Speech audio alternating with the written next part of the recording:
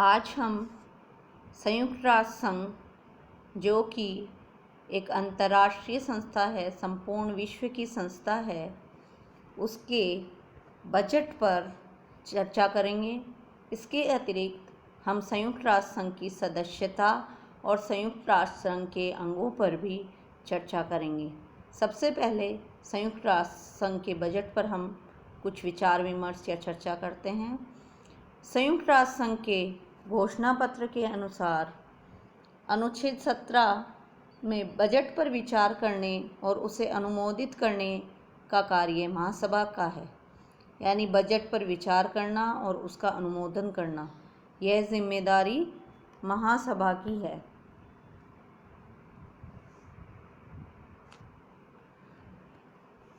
महासभा संयुक्त राष्ट्र संघ के नियमित बजट महासभा द्वारा हर दूसरे वर्ष अनुमोदित किया जाता है और बजट महासचिव, जो कि सचिवालय का मुख्य होता है, उसके द्वारा महासचिव द्वारा पेश किया जाता है। महासचिव सचिवालय का प्रशासनिक अधिकारी कहा जा सकता है। महासभा की एक सहायक संस्था द कमेटी ऑन कंट्रीब्यूशन को विभिन्न देशों द्वारा दी जाने वाली राशि के निर्धारण की जिम्मेदारी सौंपी गई है। 1972 में महासभा ने एक निर्णय लिया था जिसके अनुसार किसी भी देश द्वारा दी जाने वाली सहायता की राशि की अधिकतम सीमा और न्यूनतम सीमा को निर्धारित किया गया है। अधिकतम सीमा है कुल बजट का 25% और न्यूनतम सीमा है 0.01%। वर्तमान में अलग अलग देश संयुक्त राष्ट्र संघ के बजट में अलग अलग परसेंटेज में योगदान कर रहे हैं। उदाहरण के लिए अमेरिका संयुक्त राष्ट्र संघ के व्यय का 22%, Japan 12.5%, Germany 8.0%, UK 6.604%, Canada 3.2%, Mexico 2.3%, France 6.12%, Italy 4.9%, चीन 3.1%। इस तरीके से अलग अलग देशों ने संयुक्त राष्ट्र संघ के बजट में अपना अपना योगदान दे रहे हैं। संयुक्त राष्ट्र संघ के बजट के बाद अब हम संयुक्त राष्ट्र संघ की सदस्यता पर चर्चा करेंगे। संयुक्त राष्ट्र चार्टर में 2 प्रकार की सदस्यता का उल्लेख है। कुछ देश तो संयुक्त राष्ट्र संघ के प्रारंभिक सदस्य हैं या संस्थापक सदस्य हैं, जो कि प्रारंभ से ही, इसकी स्थापना के समय से ही इसके सदस्य हैं, वो संस्थापक सदस्य कहलाते हैं। इसके अतिरिक्त दूसरे प्रकार से संयुक्त राष्ट्र संघ की सदस्यता उन देशों को भी मिल सकती है जो संयुक्त राष्ट्र संघ के चार्टर में विश्वास रखते हों, जो शांति प्रिय हों और चार्टर द्वारा निर्धारित कर्तव्यों का पालन करते हों, उन कर्तव्यों को स्वीकार करते हों। इसके लिए प्रक्रिया यह होती है कि महासभा के 2/3 बहुमत और सुरक्षा परिषद के 15 सदस्यों में से 9 सदस्यों की स्वीकृति, जिसमें 5 स्थायी सदस्यों की स्वीकृति भी शामिल हो, इससे संयुक्त राष्ट्र संघ की सदस्यता प्राप्त होती है।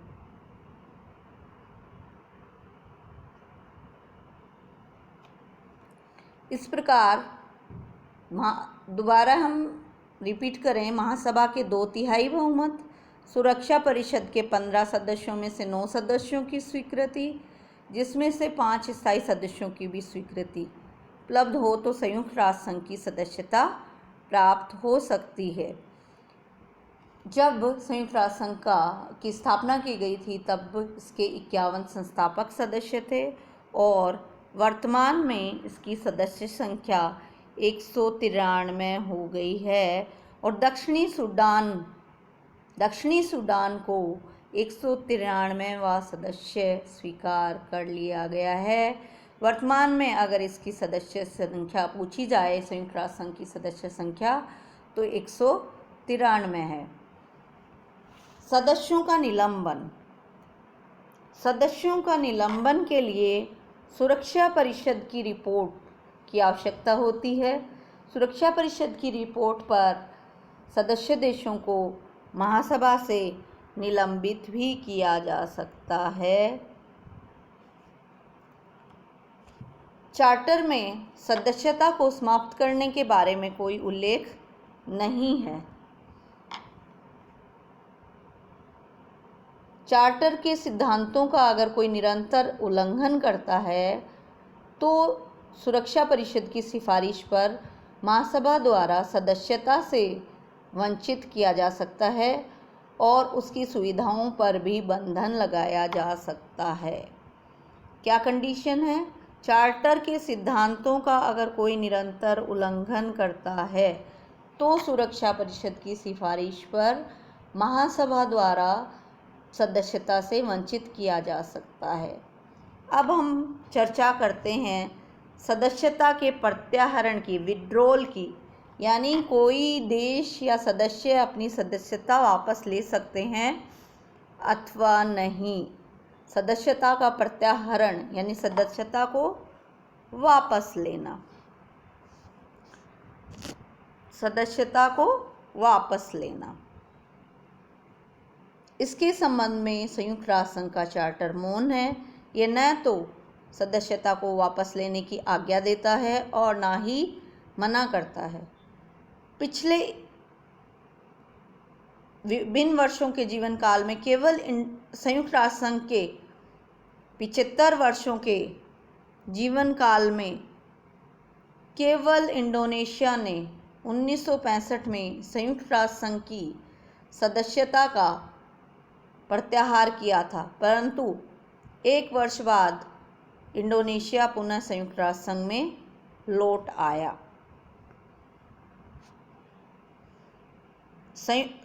अब हम चर्चा करेंगे सदस्यों के निष्कासन पर, संयुक्त राष्ट्र संघ के सदस्यों के निष्कासन पर,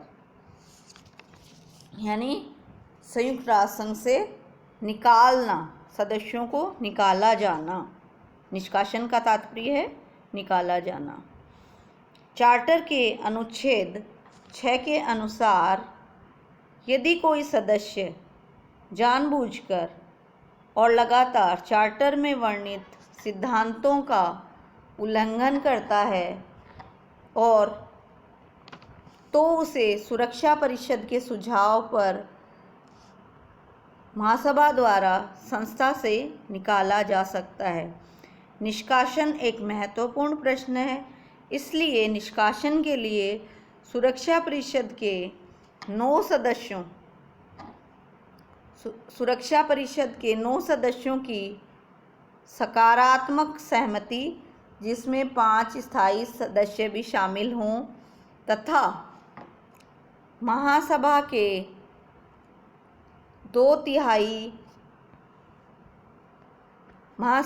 2/3 सदस्यों के बहुमत से होना चाहिए। यानी निष्कासन कैसे होगा? सुरक्षा परिषद के 9 सदस्यों की सकारात्मक सहमति, जिसमें 5 स्थायी सदस्यों की सहमति शामिल होनी चाहिए, और महासभा के 2/3 सदस्यों के बहुमत से संयुक्त राष्ट्र संघ के सदस्यों का निष्कासन किया जा सकता है। अब हम चर्चा करेंगे संयुक्त राष्ट्र संघ के अंग, जो कि बहुत ही महत्वपूर्ण हैं।